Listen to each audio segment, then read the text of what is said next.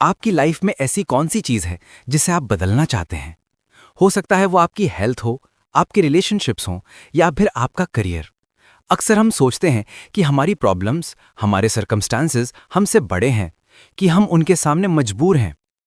लेकिन क्या होगा अगर मैं आपसे कहूं कि आपको किसी भी चीज से हारने की जरूरत नहीं है, कि आप peace of mind, better health और एक ऐसी एनर्जी जो कभी खत्म ना हो पा सकते हैं?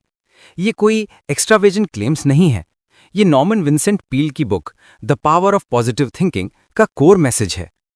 इस बुक में सिंपल प्रोसीजर्स हैं, ऐसी टेक्निक्स हैं जिन्होंने काउंटलेस लोगों की लाइफ को बदल कर रख दिया है। तो चलिए शुरू करते हैं। बुक का पहला और सबसे इंपॉर्टेंट लेसन है बिलीव इन योरसेल्फ। अपने आप पर विश्वास रखें, अपनी एबिलिटीज पर फेथ रखें। एक हम्बल लेकिन रीजनेबल कॉन्फिडेंस के बिना आप सक्सेसफुल या हैप्पी नहीं हो सकते। लेकिन सेल्फ कॉन्फिडेंस के साथ आप कुछ भी अचीव कर सकते हैं। कितने लोग हैं जो इन्फीरियोरिटी कॉम्प्लेक्स यानी हीनता की भावना से परेशान रहते हैं? उन्हें लगता है कि वो दूसरों से कम हैं और ये फीलिंग उनके सपनों के आड़े आती है। बुक में एक बिजनेस कन्वेंशन की कहानी है। स्पीकर से मिलने एक आदमी आया, बहुत परेशान। उसने कहा, मेरी लाइफ की सबसे इंपॉर्टेंट बिजनेस डील है। अगर मैं सक्सीड हुआ तो सब कुछ मिल जाएगा, अगर फेल हुआ तो मैं बर्बाद हो जाऊंगा। वो आदमी डिजेक्टेड था, डिप्रेस था। उसने कहा, मुझे खुद पर बिल्कुल विश्वास नहीं है। I have no confidence. मैं 40 ईयर्स का हो गया हूं और पूरी लाइफ इस सेल्फ डाउट में निकाल दी। मैं अपने अंदर फेथ कैसे लाऊं? तो स्पीकर ने उसे एक सिंपल सा फॉर्मूला दिया, एक बाइबल वर्स, जिसे उसने एक कार्ड पर लिख कर दिया। वर्स था, I can do all things through Christ which strengtheneth me. यानी मैं सब कुछ कर सकता हूं उस शक्ति के थ्रू जो मुझे मजबूत बनाती है। ये फिलिपियंस चैप्टर 4 वर्स 13 से है। उसे कहा गया कि इस लाइन को बार बार रिपीट करो, रात को सोने से पहले, सुबह उठने से पहले, अपनी इंपॉर्टेंट अपॉइंटमेंट पर जाते वक्त। कुछ टाइम बाद उस आदमी ने रिपोर्ट किया कि उस सिंपल से फॉर्मूले ने उसके लिए वंडर्स कर दिए। एक छोटा सा सेंटेंस इतना पावरफुल कैसे हो सकता है? क्योंकि ये आपके माइंड में फेथ के बीज बोता है। उस आदमी ने बाद में काउंसलिंग ली, अपने इन्फीरियरिटी के रीजन समझे और इन प्रिंसिपल्स को प्रैक्टिस करना जारी रखा। धीरे धीरे उसने एक स्ट्रांग, स्टेडी और रीजनेबल कॉन्फिडेंस डेवलप कर लिया। उसकी पर्सनैलिटी नेगेटिव से पॉजिटिव हो गई। सक्सेस उससे दूर नहीं, उसके पास आने लगी। लेकिन ये इन्फीरियर फीलिंग्स आती कहां से हैं? अक्सर इसकी जड़ें बचपन में होती हैं। हो सकता है आपका कोई बड़ा भाई या बहन पढ़ाई में बहुत अच्छा था, उन्हें हमेशा ए ग्रेड्स मिलते थे और आपको सी, और आपको हमेशा ये सुनने को मिला। तो आपने मान लिया कि आप लाइफ में सी ग्रेड के लिए ही बने हैं। लेकिन यह सोचना कितनी बड़ी गलती है। स्कूल के ग्रेड्स लाइफ के ए ग्रेड्स की गारंटी नहीं होते। तो इस इन्फीरियर कॉम्प्लेक्स को हटाने का सबसे बड़ा सीक्रेट क्या है? अपने माइंड को फेथ से भर दो, ओवरफ्लोइंग विद फेथ।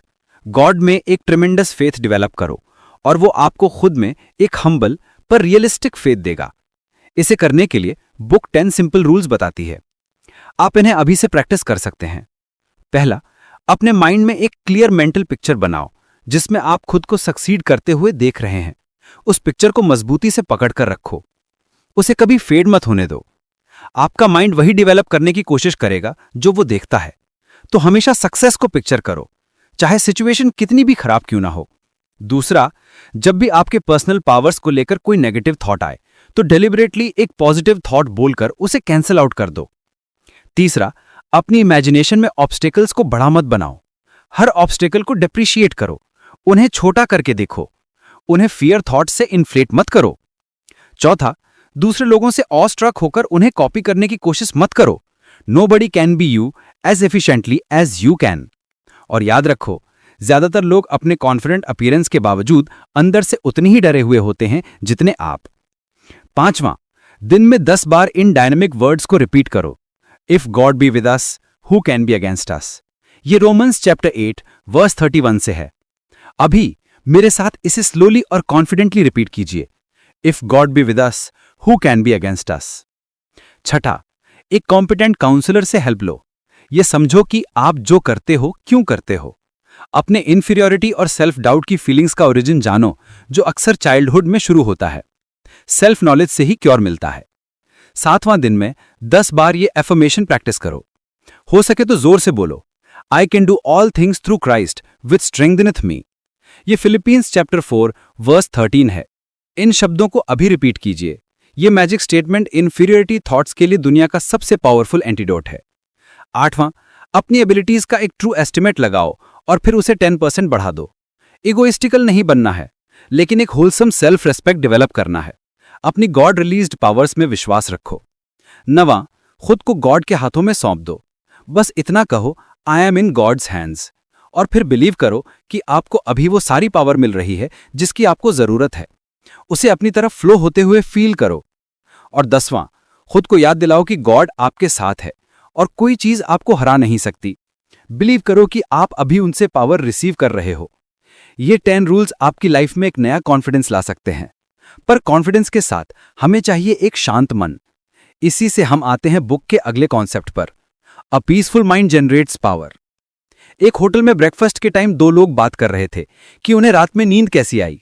एक ने कंप्लेन की, मैं पूरी रात सो नहीं पाया, टॉस एंड टर्न करता रहा, शायद मुझे सोने से पहले न्यूज सुनना बंद करना पड़ेगा। Last night I sure got an year full of trouble. An year full of trouble, कितनी अजीब फ्रेज है, पर कितनी सच्ची। दूसरे आदमी ने कहा, मुझे तो बहुत अच्छी नींद आई, मैं अपना go to sleep plan use करता हूं जो कभी फेल नहीं होता। उसका प्लान सिंपल था। उसने बताया कि जब वो छोटा था, उसके फादर रोज रात को बाइबल पढ़ते थे। जब से वो घर से दूर आया, उसकी ये आदत छूट गई। लेकिन कुछ महीनों पहले उसने और उसकी वाइफ ने इस प्रैक्टिस को फिर से शुरू किया। अब वो रोज सोने से पहले बाइबल पढ़ते हैं और थोड़ी प्रेयर करते हैं। उसने कहा, last night I got into bed and read the 23rd Psalm. I read it out loud and it did me a lot of good. I didn't go to bed with an ear full of trouble. I went to sleep with a mind full of peace. तो आपके पास 2 choices हैं, an ear full of trouble या a mind full of peace. Peaceful mind पाने का एक primary method है to practice emptying the mind. दिन में कम से कम 2 बार अपने माइंड को फियर्स, हेट्स, इनसिक्योरिटीज, रिग्रेट्स और गिल्ट फीलिंग से खाली करने की प्रैक्टिस करें। यह आसान नहीं है, लेकिन इसकी कोशिश भी रिलीफ देती है। इमेजिन कीजिए कि आप एक शिप पर हैं। आप स्टर्न पर जाते हैं, अपने माइंड से सारे एंग्शियस थॉट्स निकालते हैं और उन्हें समंदर में फेंक देते हैं। आप उन्हें शिप के पीछे पानी में गायब होते हुए देखते हैं। ये एक सिंपल विजुअलाइजेशन है, पर इसका असर बहुत गहरा हो सकता है। लेकिन माइंड को सिर्फ खाली करना काफी नहीं है। एक खाली माइंड में पुराने अनहैप्पी थॉट्स वापस आ सकते हैं। इसीलिए माइंड एम्प्टी करने के तुरंत बाद उसे क्रिएटिव और हेल्दी थॉट से फिल करना जरूरी है, पीसफुल थॉट्स। अपनी लाइफ के सबसे पीसफुल सीन्स को याद कीजिए। एक शाम, सूरज डूब रहा है और वैली में शांति है, यह चांदनी रात में बहता हुआ पानी। ऐसे पीसफुल थॉट इमेजेस आपके माइंड पर हीलिंग मेडिसिन की तरह काम करेंगे। इसके साथ ही पीसफुल वर्ड्स का यूज कीजिए। वर्ड्स में प्रोफाउंड सजेस्टिव पावर होती है। ट्रैंक्विलिटी जैसा शब्द, इसे धीरे धीरे रिपीट कीजिए। इस शब्द को बोलने से ही एक ट्रैंक्विल स्टेट इंड्यूस होने लगता है। या फिर सिरेनिटी। बाइबल के शब्दों में खास थेरेपेटिक वैल्यू है। उन्हें अपने माइंड में ड्रॉप कीजिए और कॉन्शियसनेस में डिसॉल्व होने दीजिए। वो आपके पूरे मेंटल स्ट्रक्चर पर एक हीलिंग बाम की तरह फैल जाएंगे। एक सेल्समैन ने बताया कि वो बहुत टेंस और नर्वस रहता था। एक रात होटल के कमरे में उसकी नजर वहां रखी बाइबल पर पड़ी। उसने उसे खोला और साम्स पढ़ना शुरू कर दिया। उसने 23rd Psalm पढ़ा, जिसमें लाइन आती है, he leadeth me beside the still waters, he restoreth my soul. ये लाइन उसे इतनी अच्छी लगी कि वो उसे बार बार रिपीट करता रहा और रिपीट करते करते उसे नींद आ गई। वो सिर्फ 15 मिनट सोया, लेकिन जब उठा तो इतना रिफ्रेश्ड और रेस्टेड फील कर रहा था जैसे पूरी रात सोया हो। उस दिन के बाद उसने हमेशा अपने साथ एक बाइबल रखनी शुरू कर दी। तो एक शांत मन पाने के लिए आपको उसे शांति से भरना होगा। It's as simple as that. और ये शांति आती है प्रेयर से, जिस पर बुक का अगला चैप्टर फोकस करता है, try prayer power. Prayer power एक एनर्जी का मैनिफेस्टेशन है। जैसे एटॉमिक एनर्जी रिलीज करने के लिए साइंटिफिक टेक्निक्स हैं, वैसे ही प्रेयर के थ्रू स्पिरिचुअल एनर्जी रिलीज करने के भी साइंटिफिक प्रोसीजर्स हैं। एक साइकोलॉजिस्ट कहते हैं, prayer is the greatest power available to the individual in solving his personal problems. Its power astonishes me. लेकिन हम इस पावर को टैप कैसे करें? एक बिजनेसमैन ने अपना एक सिंपल फॉर्मूला बनाया था। ये फॉर्मूला है 1 प्रेयराइज, 2 पिक्चराइज, 3 एक्चुअलाइज। प्रेयराइज का मतलब है एक daily system of creative prayer. जब भी कोई प्रॉब्लम आती, वो गॉड से ऐसे बात करते जैसे वो उनके पार्टनर है, उनके एसोसिएट हैं। वो हर छोटे बड़े डिसीजन में उनसे सलाह लेते।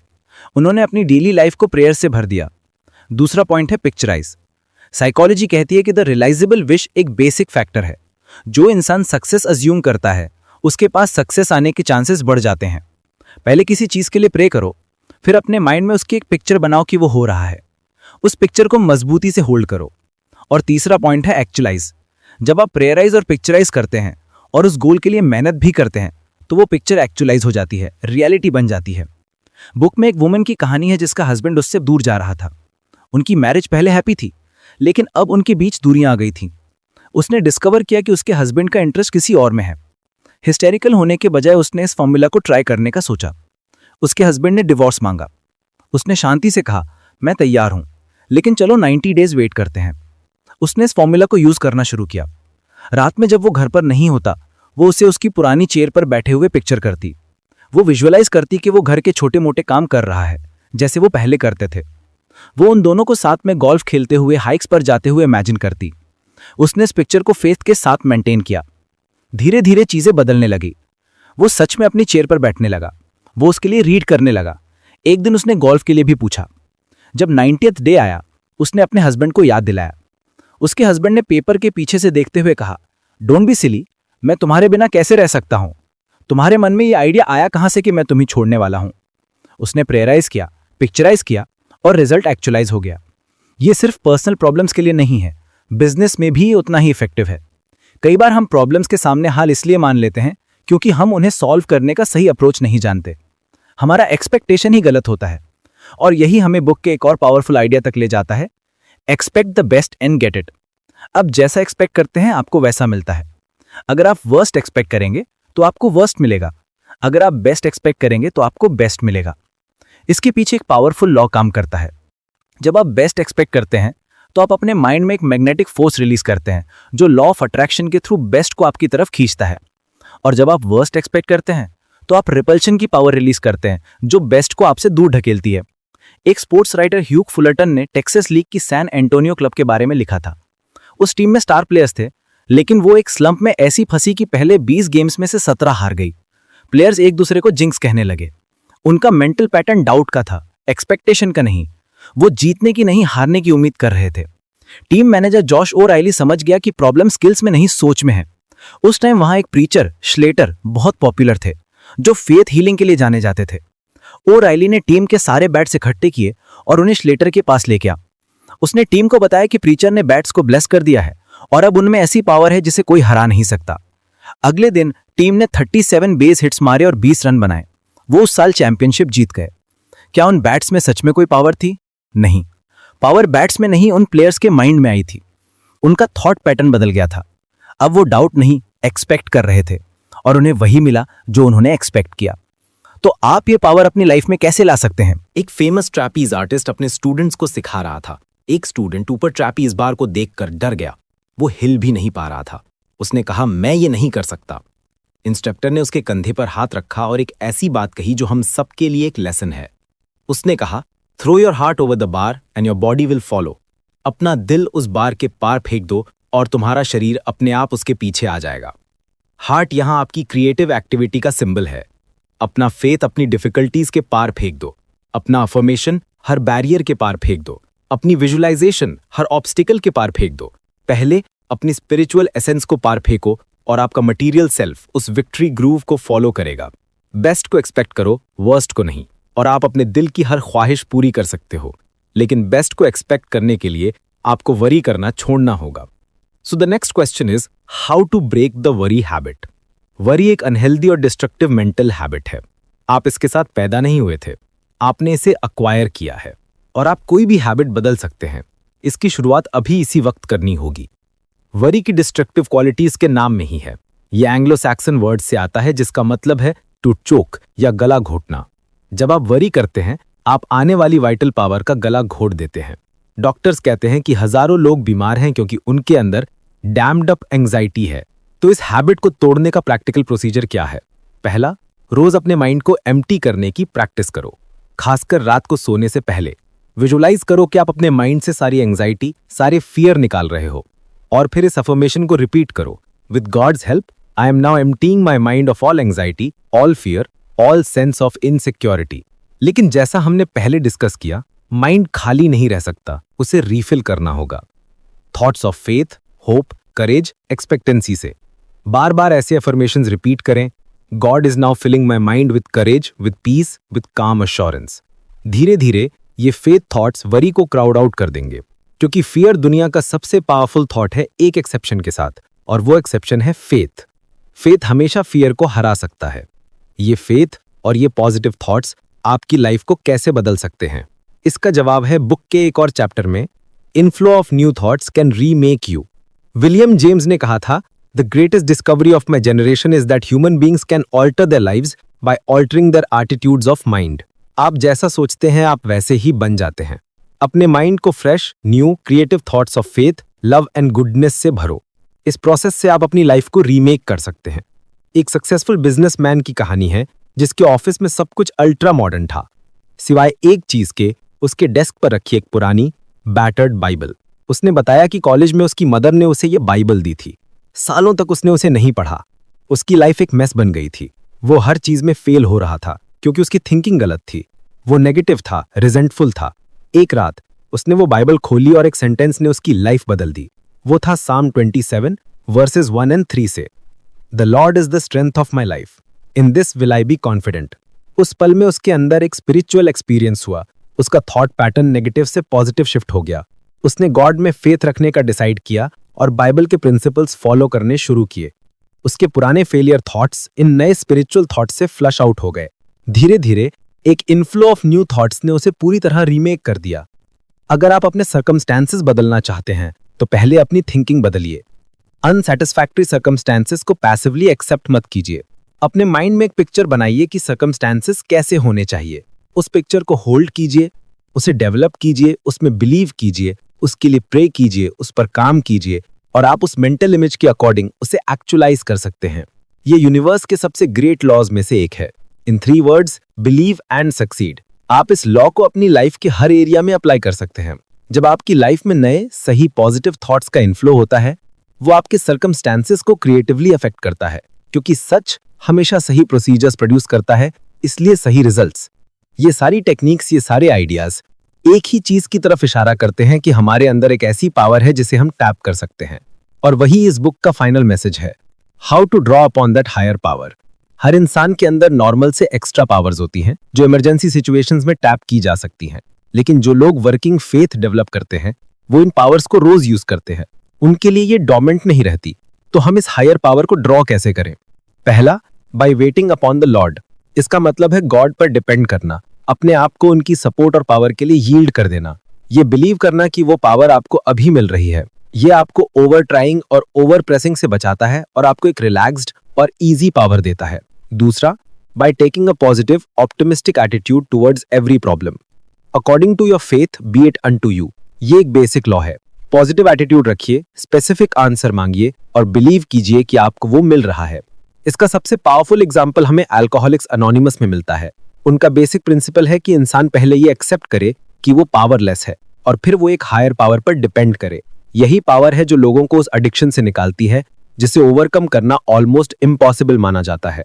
अगर ये पावर एक इंसान को अल्कोहलिज्म जैसी चीज से निकाल सकती है तो सोचिए ये आपके लिए क्या कर सकती है। ये आपकी हर डिफिकल्टी, हर प्रॉब्लम, हर डिफीट को ओवरकम कर सकती है। ये पावर हमेशा अवेलेबल है। आप किसी भी सर्कमस्टेंस या कंडीशन में हो, ये आपके लिए है।